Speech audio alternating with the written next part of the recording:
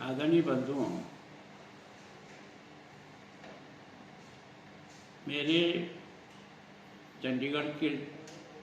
निकल जाने के बाद मेरे बयानों को लेकर के कई तरह के प्रश्न खड़े किए गए। मेरी आप सबसे विनम्र प्रार्थना है कि मेरा भाषण शुरू से लेकर आखिर तक एक बार आप सुन लें, मेरे भावों को सुन लें, मेरे शब्दों को सुन लें, मेरे मन में प्रताप के प्रति कितनी श्रद्धा है, आस्था है, विश्वास है। पहली बार मैं नया 33 साल की उम्र में एमएलए बनकर गया था, तब मैंने आग्रहपूर्वक प्रताप के इस शौर्यपूर्ण जीवन को मेवाड़ में स्थापित किया जाए। घर घर गांव-गांव लोगों के मन में प्रताप की उस जीवन को लोग नज़दीक से देख सकें, उसके लिए मुख्यमंत्री भैरव सिंह जी से निवेदन करके पहली बार मेवाड़ कॉम्प्लेक्स योजना 77 से लेकर 80 तक ही राज रहा था, पर हमने उसको स्वीकृत कराया और उसके कारण से ही आज कुंभलगढ़ का विकास, गोगुंदा का विकास, चावंड का विकास, हल्दी घाटी का विकास उसके बाद शुरुआत हुई। मैंने उस विषय को ही इस रेफरेंस में कहा था कि कांग्रेस का 47 से लेकर के 77 तक सरकारें रही, लेकिन प्रताप के जीवन को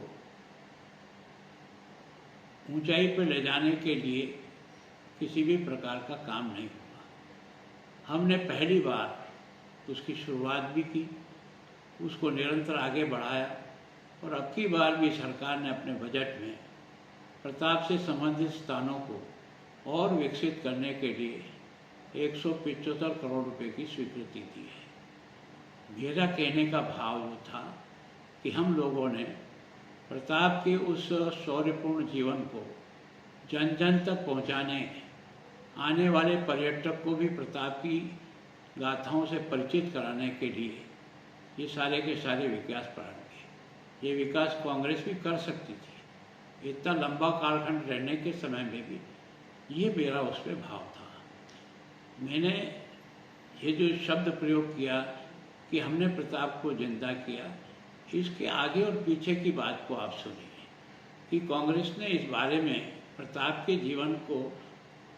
जन सामान्य तक और दुनिया तक पहुंचाने के लिए जिस प्रकार की आज मेवाड़ नहीं, दिल्ली में भी स्टैचू बनी है, गुजरात में भी बनी है, बंगाल में भी बनी है, हर जगह प्रताप का जिस प्रकार का हुआ है उसको बढ़ाने का प्रयत्न किया। मेरा ऐसा कोई भाव नहीं था। फिर भी अगर किसी को केवल ये कि हमने जीवित किया ये शब्द इतना सा टुकड़ा अगर आपको बुरा लगता है तो मैं इसके लिए क्षमा चाहता हूँ कि मेरा भाव ये नहीं था कि हमने किया। हमने कहा कि हमने प्रताप को सब प्रकार से ऊंचाई देने के लिए